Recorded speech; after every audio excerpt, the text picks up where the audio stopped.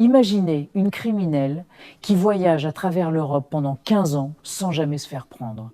Elle est partout, en France, en Allemagne, en Autriche. La police retrouve sa trace sur des objets volés lors d'intrusions et même sur des scènes de crise majeures. Les médias l'ont surnommé le fantôme d'Heilbronn. Une femme sans visage, mais dont l'empreinte génétique est une signature indélébile. Sauf qu'il y a un détail terrifiant. Plus les enquêteurs la cherchent, plus elle se multiplie. Comme si le réel s'en mêlait. Tout commence dans les années 90. Une trace biologique est relevée sur une scène d'investigation. Pas de photo d'identité, pas de témoin, juste une séquence ADN. Pendant des années, cette trace réapparaît. Chaque fois qu'un incident grave survient, elle semble être là. L'ADN est retrouvé sur des objets saisis lors de braquages et dans des affaires complexes. Les autorités paniquent. Ils pensent avoir affaire à une organisatrice de génie, une figure de l'ombre qui tire les ficelles du crime organisé à l'échelle du continent.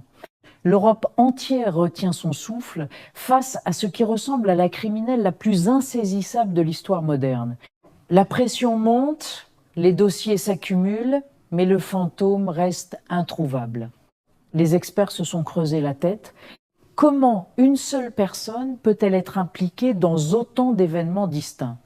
La psychologie nous dirait que c'est impossible. Un être humain ne peut pas être omniprésent. Pourtant, la science, l'ADN ne ment pas.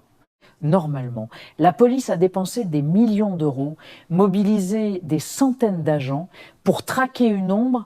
Ils ont construit tout un scénario criminel autour de cette trace. Ils étaient persuadés que la clé de tous ces mystères tenait en cette seule personne. Chaque nouvel indice renforçait cette conviction, tout en rendant l'énigme de plus en plus insoluble. On était face à un paradoxe total.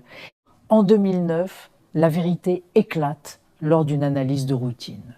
La police retrouve la fameuse trace ADN sur un suspect masculin, ce qui est biologiquement impossible. C'est à ce moment que l'enquête prend une tournure absurde. Le tueur fantôme n'était pas un être humain. La source du problème était l'usine de fabrication du matériel d'enquête elle-même.